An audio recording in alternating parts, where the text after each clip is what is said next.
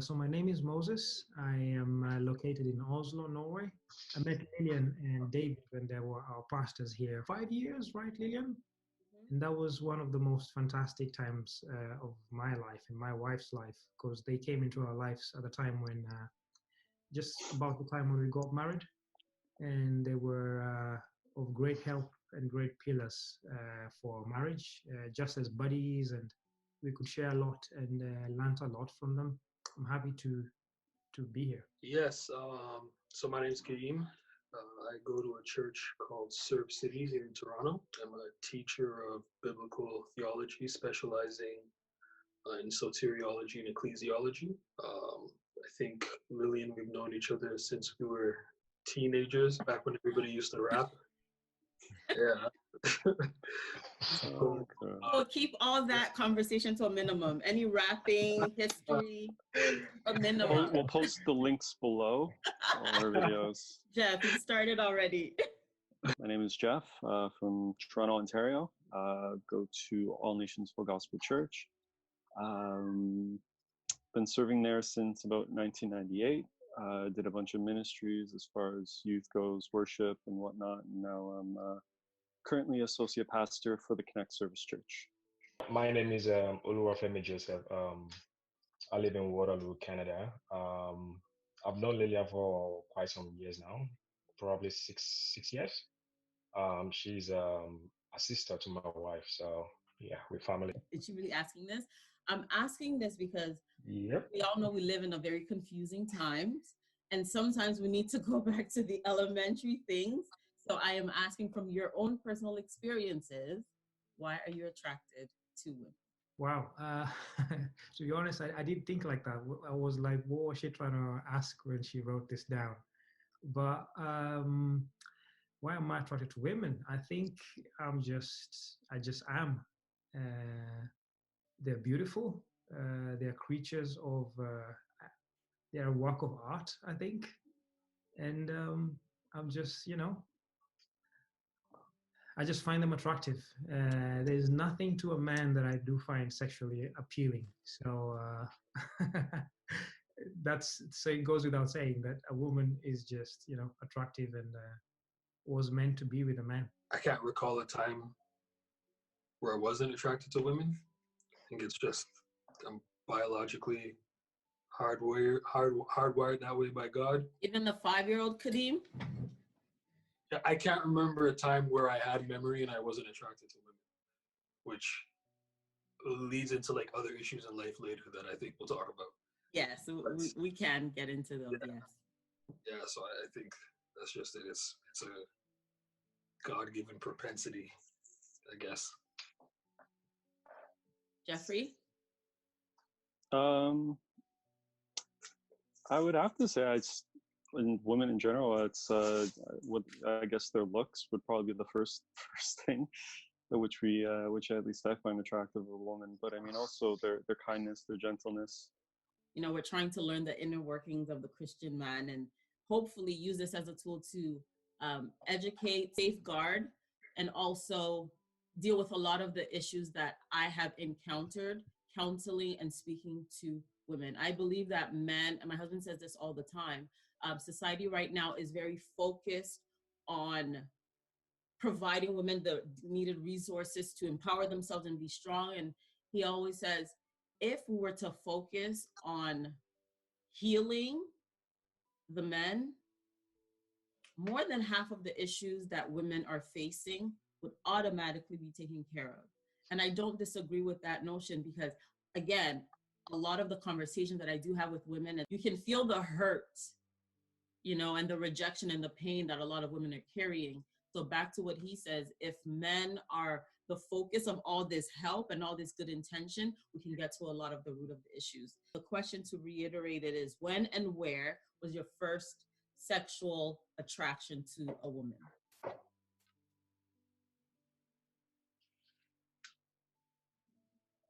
We can come back to that question if y'all want. I'll answer that. I definitely really agree with your husband in the sense of if there's healing that takes place in men, There's a lot of things that can be dealt with better. There's a lot of things that can be avoided. In the spirit of transparency, I'm pretty sure that my first counter or understanding of anything sexual was introduced to me by porn.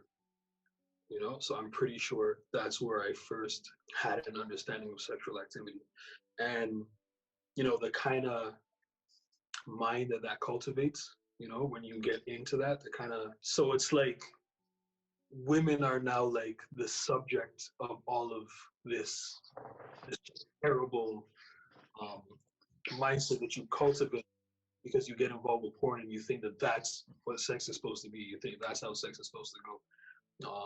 On that note, I think I agree with your husband. But as far as like, I'm pretty sure my first sexual understanding, my first sexual encounter or whatever, was with pornography. Terribly toxic thing to get involved with, to get entangled with. Very destructive to your soul, very debilitating for your mind, and takes work and the grace of God to get away from. And in keeping with that subject, what can we do as parents to help safeguard our young men? Is there anything that your parents could have done differently? Are there any parameters that they could have put in place then? And is there anything that we can do now? Yeah, I think I didn't really have much restrictions for like television, for what you can watch, for how long, what time you can watch it. Right now, we're living in a day and age where it doesn't matter what time you turn on TV. Anything can happen. I'm like a big believer in like some rigidity on a child's access to social media and certain types of technology. But do you think that more restriction would have helped him as a child? Yeah, absolutely. I mean, for sure. I was in his boat where, I mean, I had a lot of freedom as to what I wanted to watch. I mean, granted, you know, pornography back in my time wasn't very accessible, but my friends were definitely managed to get a hold of it. But a lot of the nudity and stuff that I saw was definitely through movies. But there definitely has to be some kind of structure. And if not structure, then they definitely need to be told about the dangers of it, and what it can lead to. And it's definitely more than something that's just more sexual. It portrays pretty much how a woman perceives a woman. And if they perceive a woman as just sexual objects at a very early age, I mean, then that's something that could possibly just get worse and worse as the years go on. I think one other thing that parents need to put in place is having a formal talk, formal counseling, like let them know the implications such things we have on their future on the long run. After getting the satisfaction from the present, there is a consequence that comes in the future. So I think it's you can put all the structure you want, all the boundaries you want, but if they don't understand why they need to abstain from such thing, then it becomes a little bit difficult. So the best thing you can do for anybody is to make them understand the motive behind something, or the reason why something should not be done. And if they can key into that, then it's very easy to control. So that's what I think. Do you think that having a male figure speak to you transparently about sex and porn, do you think that would have had an impact either way? I don't know. It's hard to say. I think that it would definitely have an impact, but it's hard to quantify what kind of impact. You understand what I mean? Because there's other environmental elements that you can't control. The fuel for finding myself engaging in pornography, it came from like school, friends. Like right now, we're letting the world teach our kids about sex. They're teaching our kids weird stuff about sex. And I think they should be teaching, I think the world should be teaching our kids about anatomy, and we should be teaching our kids about sex. So if there's ongoing dialogue in the home about, this is the stuff that you're going to learn at school, this is the stuff that you're going to see from the media. Listen, this is how things go. This is how you're meant to understand things according to a biblical perspective. I think if there's going to be initial dialogue, there has to be ongoing dialogue in regards to a topic like that, so that you never become desensitized to it. so that it never at any point becomes something that's normal to objectify women in your mind. That should always be something that um, is sin. It should always be something that you regard as wrong. And ongoing dialogue, persistent dialogue, would help that, because your parents don't talk to you about it from a biblical perspective either. Your parents don't talk to you about it from the perspective of Christian virtues and how you're supposed to conduct yourself in the presence of the opposite sex. In the waiting. Yeah, it's awkward and it's weird. So, it kind of gets, but it's necessary. All of this, the way this society is going now, is an easy way for us to understand that it's necessary. What attracted you to the first person that you dated?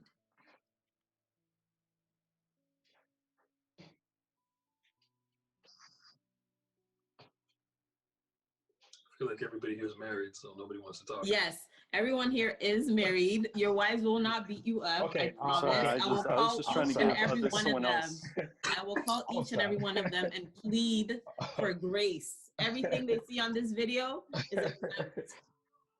Growing up, like my criteria they change from stage to stage. So my very first girlfriend, what got me into her was the fact that she was smart. She was very intelligent.